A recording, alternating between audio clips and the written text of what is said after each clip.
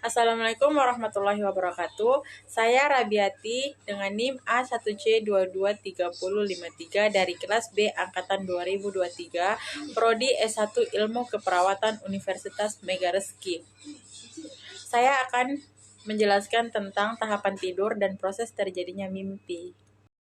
Tahapan tidur. Tahapan tidur terbagi menjadi 4 tahapan, yaitu tahap 1 NREM, tahap 2 NREM, tahap 3 NREM, dan tahap REM. Tahap 1 NREM. Tahapan 1 NREM biasanya juga disebut sebagai tidur ayam.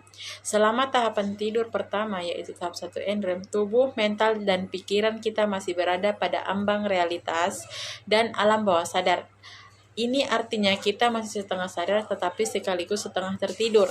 Pada tahap ini, detak jantung, pernapasan, hingga pergerakan mata melambat. Tahap 2 NREM. Tahap 2 NREM merupakan tahap di mana kita mulai memasuki tidur nyenyak. Ini artinya kita sudah mulai benar-benar tidur. Saat itu detak jantung dan pernapasan kita lebih lambat dan otot juga lebih rileks. Lalu suhu tubuh semakin rendah dan pergerakan mata berhenti. Tahap 3 NREM. Tahap 3 NREM merupakan fase tidur pulas yang ditandai dengan pelepasan gelombang delta pada otak. Ketika telah memasuki fase ini, kita akan jadi kurang responsif dan suara yang kita dengar di sekitar mungkin akan gagal untuk menghasilkan respon. Tidak ada gerakan mata dan aktivitas otot sama sekali dalam fase ini.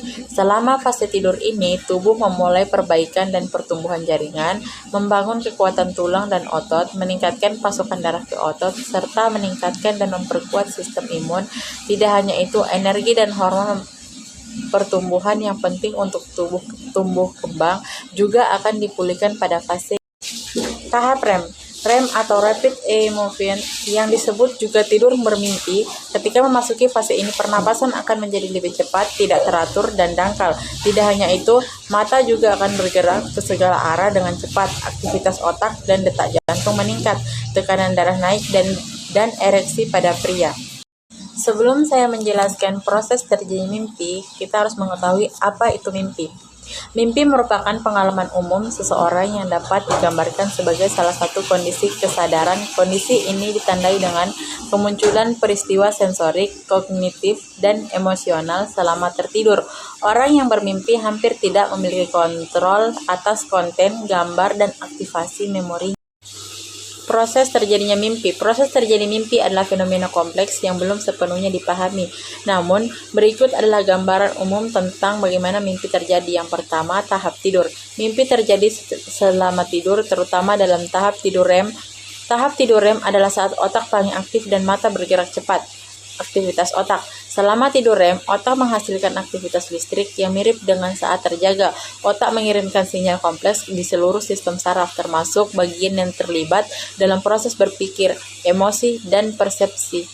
Yang ketiga, konsolidasi memori. Salah satu teori mengenai mimpi adalah bahwa proses ini membutuhkan konsolidasi dan olahan informasi yang telah dipelajari selama periode terjaga. Ini bisa menjelaskan mengapa mimpi seringkali terkait dengan pengalaman sehari-hari. Yang keempat, imajinasi dan emosi. Selama tahap tidur REM, otak dapat menghasilkan gambar-gambar, suara, dan perasaan yang mirip dengan pengalaman nyata. Ini dapat menciptakan narasi dan cerita yang kita alami dalam mimpi. Yang kelima, penyimpanan sementara. Mimpi mungkin berfungsi sebagai mekanisme untuk mengurangi stres, mengatasi perasaan, atau memproses pengalaman traumatis. Ini dapat membantu seseorang untuk mengatasi emosi yang mungkin sulit diungkapkan dalam kehidupan sehari-hari. Sekian dari saya ucapkan terima kasih. Wassalamualaikum warahmatullahi wabarakatuh.